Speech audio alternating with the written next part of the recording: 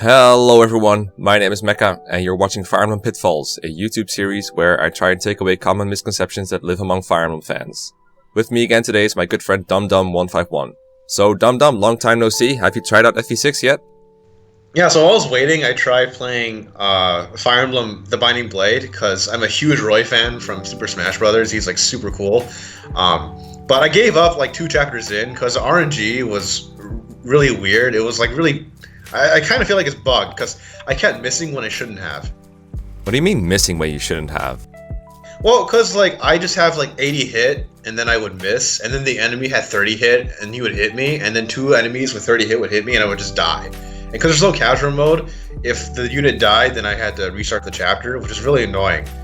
I don't really get it, because like 80s are pretty close to 100, so they should pretty much always hit, and 30s are pretty close to 0, so like if I'm facing a 30% hit, I should never get hit.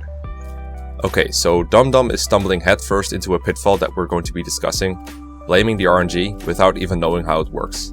He is actually correct that the FE6 RNG is bugged, but this is not the reason that battles in FE6 can feel so unfair to players used to other GBA titles like FE7 and FE8. Before we get into FE6 specifically, here's a quick primer on how RNG works in Fire Emblem, just so everyone is up to date. As you probably know, FE6 makes use of the 2RN system. In this system, there is a difference between displayed hit, which is what the game shows you, and true hit, which is the actual chance of a hit connecting. In a game that uses 1RN, such as all entries before FE6, the game simply rolls a random number between 0 and 99 and compares that to your hit rate. If the random number is lower than the displayed hit rate, the hit connects. If the random number is higher than the displayed hit rate, the hit misses. In these games, what you see is what you get. An attack with 78% hit is going to connect 78% of the time. Games that use 2RN, however, roll not 1 but 2 random numbers.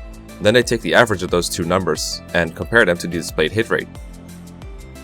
This makes a big difference. The average of 2 random numbers between 0 and 100 is, generally speaking, going to be closer to 50 than a single random number between 0 and 100.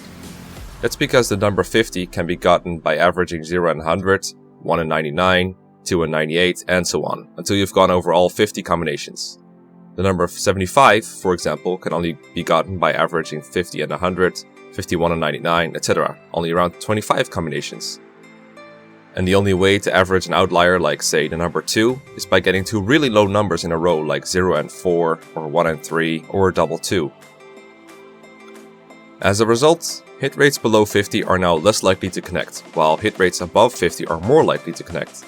The chances of the average of 2 random numbers between 0 and 100 being lower than 40 is lower than 40%, they are closer to 32%. The closer to 0, the bigger the disparity. An attack with 10 displayed hit rate actually only has a 2% chance of connecting. The reverse is true for hit rates above 50. An attack with 60 hit rate actually has a 68% chance of landing, and an attack with 90 hit rate even has a 98% chance. If you'd like to convert displayed hit to true hit, there's a helpful table on Serenus Force that you can check out.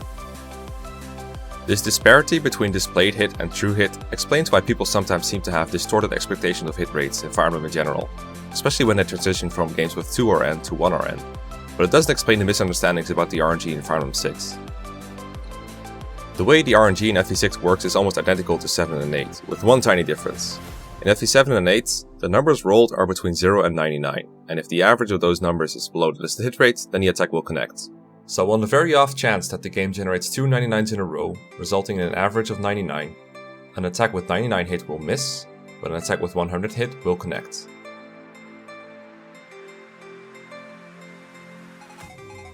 In FE6, however, the numbers rolled are not between 0 and 99, but 0 and 100.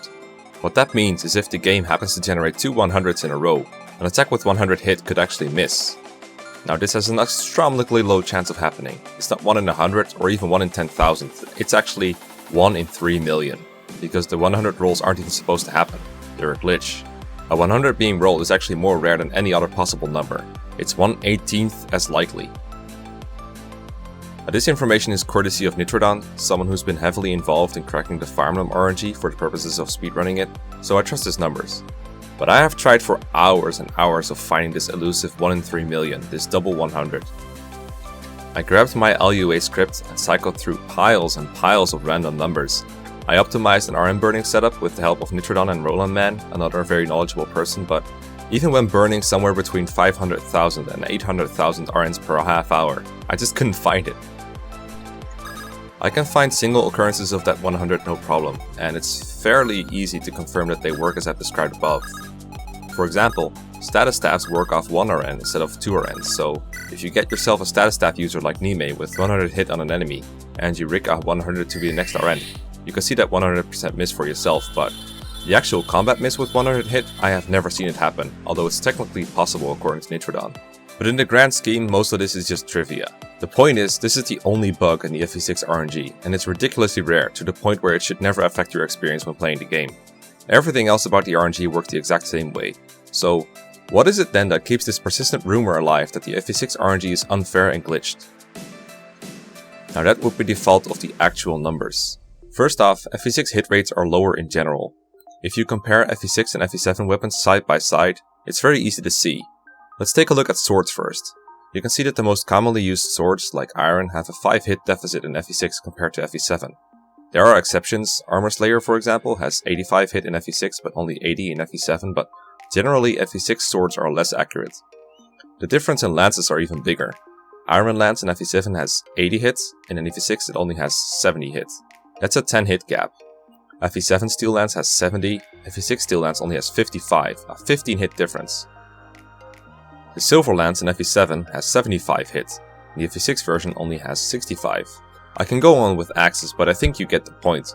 A lot of commonly used weapons are worse in accuracy by 5, 10 or even 15 points, and when taking the 2RN system into account, that translates into a lot of extra misses. This is the biggest change in accuracy, but there's other factors too. In FE7, pretty much all enemies are hard-coded to have 0 luck, whereas in FE6 they actually tend to have a luck stat, which contributes to a few extra points of avoid as well. They also tend to be stronger in general, especially in hard mode. It's also worth noting that FE6's weapon triangle only grants 10 hit and avoid to the unit that has the advantage, as opposed to the 15 that both FE7 and FE8 give. Since the weapon triangle is easier for the player to manipulate than for the enemy, that accounts for another 5 extra points of hits that you will miss out on in FE6. Finally, FE6 has a notoriously annoying throne to deal with that grants 30 avoid compared to FE7's 20 avoid version, making accuracy against bosses notably bad. But even if everything is less accurate, you're still going to get hit sometimes. Despite what Dum Dum seems to think, a low chance to get hit is not the same as a 0% chance, and a high chance to connect still gives you a chance of missing. These chance-based events tend to trigger things like confirmation bias and selective memory. When things go the way you expect them to, your brain registers that as normal.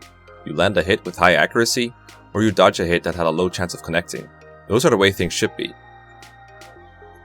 But when an anomaly occurs, like when you miss that high accuracy attack or you unexpectedly get hit, that's when your brain calls shenanigans. Things are not going according to the patterns you're used to. And with the high amount of RNG in Fire Emblem, there is a lot of room for these anomalies. It would actually be very unlikely for everything to go quote-unquote normally. You should expect at least a couple of things to be different. This goes for character level ups too. In FE6, player growths in general are quite a bit lower than in other games. You can see a difference between FE6 Roy and FE7 Eliwood, but it becomes even more staggering when comparing them to characters from, say, FE9 or Awakening. When growths are lower, there's less of those satisfying +1s. When you only level up 2 or 3 stats, that might feel like the RNG is giving you a hard time, but for example, Roy averages around 3 stats per level up. These are the real reasons that the RNG seems to screw you over in FE6, even though in reality what's to blame are the actual numbers you're facing. To put it in a far-fetched analogy, imagine FE6 as a roulette wheel with more black than red squares. People keep betting on red squares, because that's what they're used to, and then they're blaming the ball because it lands on black squares more often. Yeah, the ball might have a 1 in 3 million chance of falling off the wheel, but don't you think the fact that there are more black squares is a bigger problem? Now, that's enough magic with numbers. What can you actually do about poor results besides blaming the RNG? In other words, how can players avoid this pitfall in the future? The first solution is to always try to give yourself the best possible odds of success within a situation. You might have some passive bonuses in play that you're not making use of. Think of things like Charm in FE4 and FE5, or support bonuses, or leadership stars. Those can give you an extra couple of points of hit. It might even be as simple as trading over a weapon with better hit rate.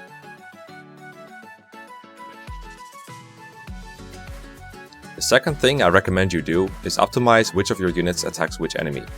Even though 3 characters might in theory have the same combined hit rates, There's almost always some kind of optimization possible to make sure the odds are as high as possible. If one of your characters is really accurate, it might be a good idea to have them take care of an enemy that's particularly evasive, for example because he's on terrain. Maybe you can use the weapon triangle to your advantage. This is something you can do particularly well if you're always moving your units in a giant pack to gang up on enemies, since you can pick and choose your battles pretty easily. The third you should be doing is take into account that you can fail. When deciding who to move in what order, generally you should be doing your most risky attacks first, to see if they work out. If they do, then you can proceed to do the more guaranteed moves, like killing an enemy with your accurate pre-promote, visiting a village, or doing a rescue drop. You can always do those later. It's more important to know if, for example, you're going to get that critical hit with your killing edge, or if someone needs to step in to finish that enemy off. Of course, you also need to take into account your unit positioning when doing this, because characters can get in each other's way, but for me, this kind of strategizing is half the fun in Fire Emblem. The last way to minimize risk is to always try to avoid chances of death. I know the pain of an unlikely outcome, such as a low % crit by an enemy or an unlikely miss, but they can happen and you always need to ask yourself multiple times, is this risk worth it? Generally, I save these kinds of moves for last ditch efforts. Then my plans have already gone wrong and I need to get lucky to get myself back in the game. Basically, I'm telling myself, I'm screwed anyway if I don't go through with this, and that's when I risk deaths, but otherwise I stay away from death chances, even small ones. The most basic thing to do here is to not give enemies a chance to counterattack if they have a killer weapon, and to use characters with somewhat decent luck instead of low luck against enemies with small crit chances. In other words, no gambling. Of course, in the end, you might still screw up somewhere, or get screwed up by the game despite all of your amazing planning, but over the course of my entire Fire Emblem 5 Iron Man, for example, there hasn't been a single death that I couldn't have avoided just by playing better. The most important thing to do when you die is to learn from your mistakes and try not to repeat them. So next time someone complains to you about always getting unlucky, or says that the FE6 RNG or indeed any RNG is glitched or unfair, feel free to show them this video, and that way everyone can get a little better at Fire Emblem. Thank you for watching Fire Emblem Pitfalls. This was actually episode 9, so if you're new to the series, feel free to check out the playlist where I've got several more episodes lined up. I also do Let's Plays and other random Fire Emblem videos, so if you're interested you can check those out as well. And if you'd like to help me out, maybe give a like and subscribe to my channel.